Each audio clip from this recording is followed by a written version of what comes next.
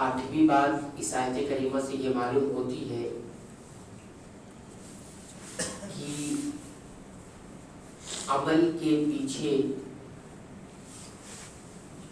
جو کچھ بھی ارادہ ہوتا ہے اسی کا اثر عمل پر آتا ہے.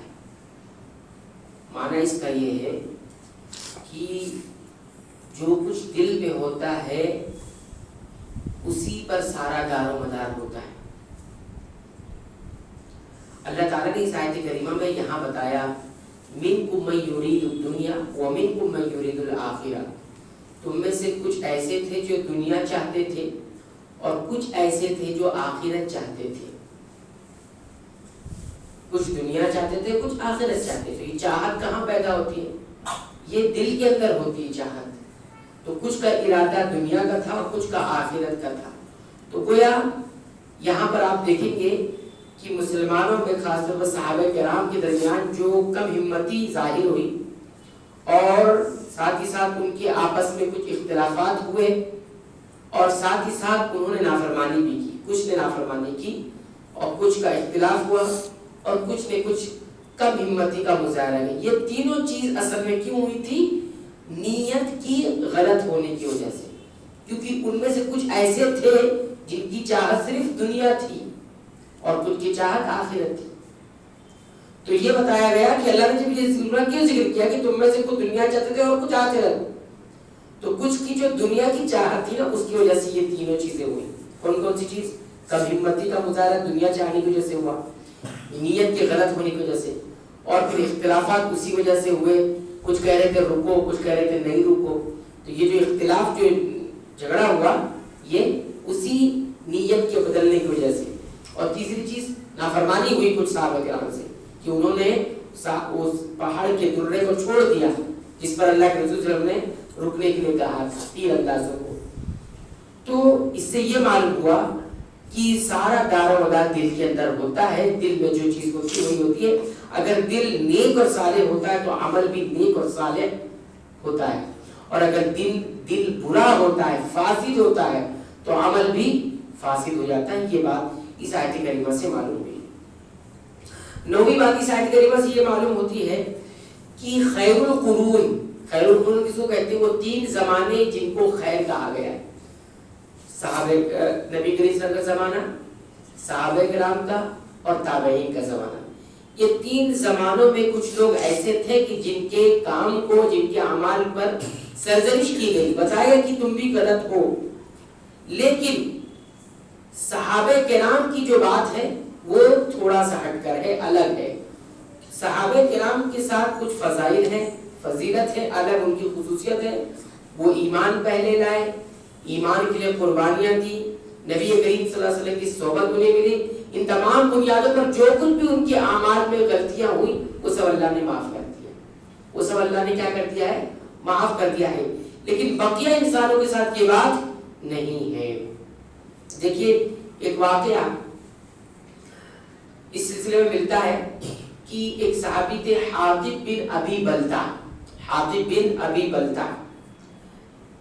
انہوں نے کیا کیا تھا؟ صحابی تھے یہ, لیکن مسلمانوں کے کچھ راز کو انہوں نے کیا کیا تھا؟ ایک خط کے ذریعے مشرکین تک پہنچا دیا تھا. کیا کیا تھا؟ پہنچا دیا تھا. نبی کریم صلی اللہ علیہ وسلم کو بذریعہ وحی یہ بتا دیا گیا کہ ایک خط ہے جو فلاں عورت کے ذریعے کفار تک جا رہا ہے, مشرکین تک جا رہا ہے. نبی کریم صلی اللہ علیہ وسلم نے کچھ صحابہ کرام کو بھیجا اور بتایا کہ ایک بڑھیا ایک عورت ہے, وہ فلاں جگہ پر ہے, تم جاؤ اور ان کے پاس خط ملے گا, لے کر آنا. چنانچہ وہ صحابہ وہاں گئے اور اس بڑھیا عورت تھی اس کے پاس گئے اور اس سے کہا کہ جو خط تم لے کے جا رہا نکالا. تو پہلے اس نے انکار کیا, اس کو معلوم تھا کہ ان کو معلوم نہیں پڑے گا. تو انہوں نے جب تھوڑی سی دھمکی دی تو اس نے اپنے چوٹی میں سے, بالوں میں سے وہ خط نکالا. نبی کریم صلی اللہ علیہ وسلم کے پاس وہ خط آیا تو اس میں صحابی کا نام لکھا تھا کہ فلاں صحابی کی طرف سے یہ کفار کی طرف خط ہے, اور اس میں کچھ راز تھے مسلمانوں کے جو ان کی طرف جا رہے تھے. تو نبی کریم صلی اللہ علیہ وسلم صحابی کو بلایا اور فرمایا کہ یہ تم نے کیا کیا؟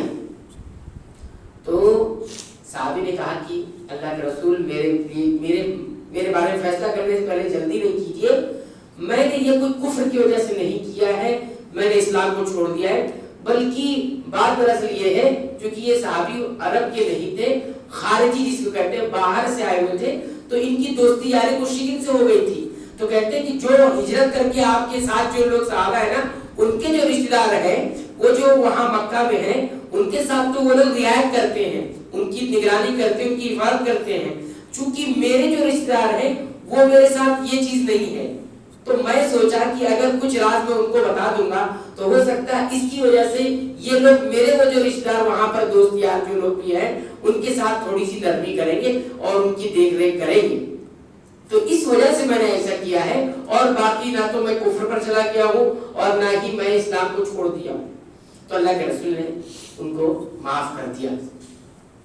لیکن حضرت عمر رضی اللہ عنہ بڑے جلالی آدمی، انہوں نے کہا نہیں اللہ کے رسول مجھے بس حکم کیجئے، میں ابھی اس منافق کی گردن اڑا دوں گا، ایسا انہوں نے کہا.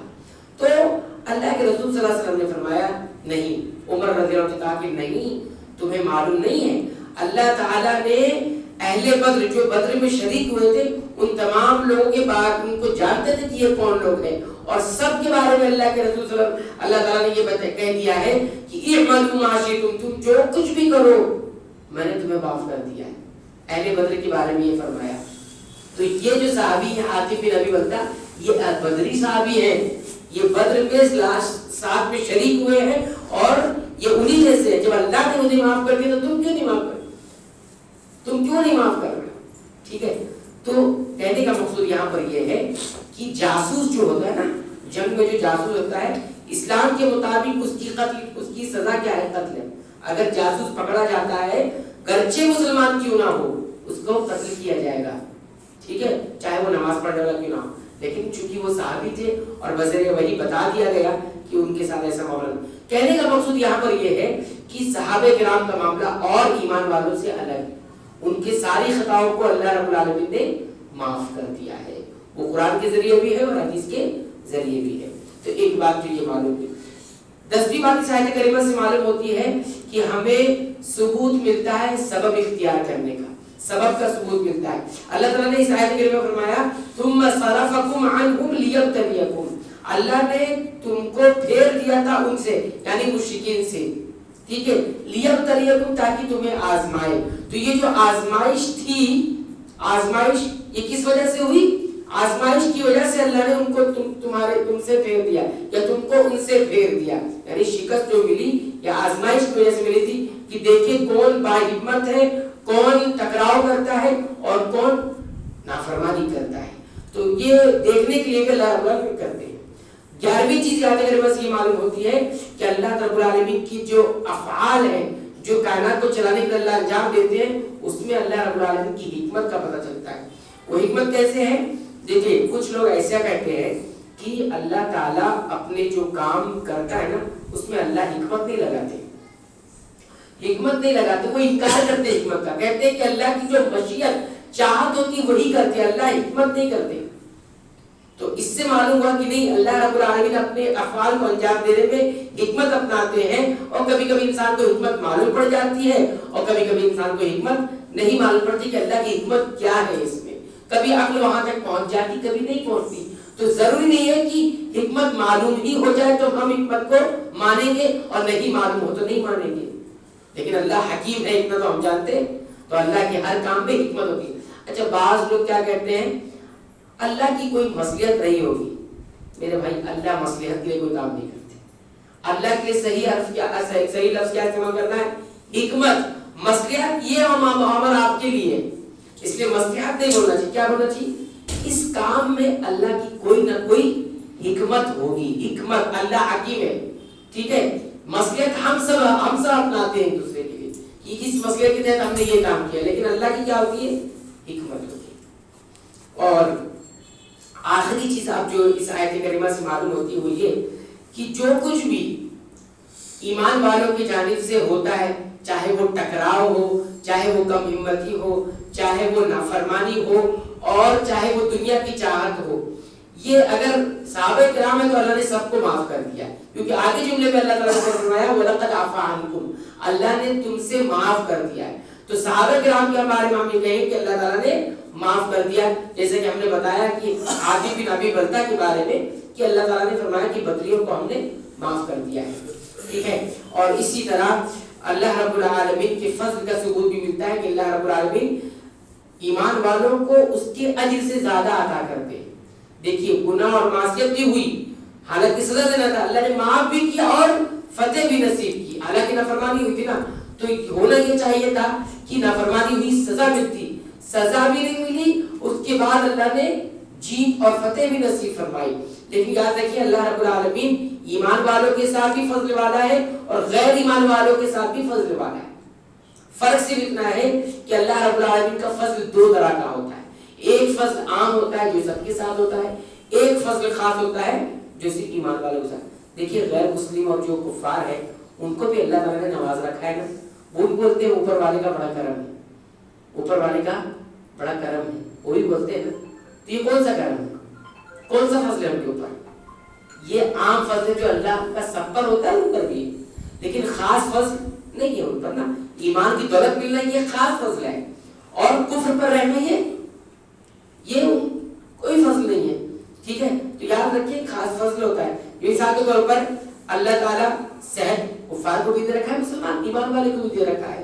اسی طرح آپ دیکھیں گے کھانا پینا لباس اور اولاد سب کے ساتھ ہے، ایمان والوں کو بھی ملے گا غیر ایمان والوں کو بھی سب کو ملے گی، تو یہ سب عام چیز ہے، عام فضل سب کے ساتھ اللہ، واللہ ذو فضل علی العالمین بھی ہے، واللہ ذو فضل علی الناس بھی ہے، ذو فضل للناس بھی ہے۔ تو انسانوں کے ساتھ بھی اللہ رب العالمین فضل والا ہے اور مومنوں کے ساتھ بھی فضل والا ہے۔ فرق کیا ہوگا؟ ہم بولیں گے ان کے ساتھ بھی فضل ہمارے ساتھ بھی فضل، تو فرق کیا ہے؟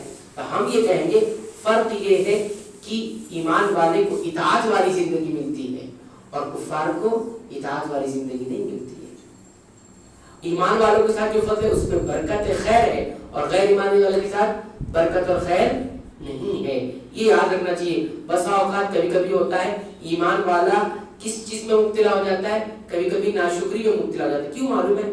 وہ دیکھتا ہے کہ میں ایمان ہونے کے باوجود، اطاعت والی زندگی ہونے کے باوجود بھی کتنا دنیا میں کتنا میں جو ہے پیچھے ہوں، اور آپ دیکھیے وہ جس کے پاس ایمان نہیں ہے اور گناہوں میں زندگی کتنا وہ آگے ہے، میں کتنا پیچھے ہوں، ناشکری میں مبتلا ہوتا ہے۔ بس اوقات کچھ لوگ چھوڑ بھی دیتے ہیں ایمان اور کفر کی راہ اختیار کر لیتے ہیں، ہے نا، تو اب وہ سمجھ نہیں پاتا ہوا کیا ہوا۔ اصل میں یہ ہوتا ہے کبھی کبھی انہیں دے کر آزمایا جا رہا ہے تو ان سے لے کر آزمایا جا رہا ہے، ٹھیک ہے، لے کر بھی آزمائش ہوتی ہے نا، یہ کوئی معیار نہیں، کسی کو بہت ملا ہے تو اللہ خوش ہے اور کسی کو کچھ نہیں ملا تو ناراض ہے، ایسا کچھ بھی نہیں ہے، یہ معیار ہمیشہ چھوڑ دے۔ اللہ تعالیٰ کسی کو دے کر آزماتا ہے، کسی کو لے کر آزماتا ہے، کسی کو اچھے حال میں رکھ کر آزماتا ہے، کسی کو برے حال میں رکھ کر آزماتا ہے، یہ آزمائش ہوتی ہے، اس میں کوئی معیار نہیں کہ اس پر ہی شکر ادا کریں گے اور اس پہ ہی ناشکرے بن جائیں گے، ایسا کچھ بھی نہیں ہے۔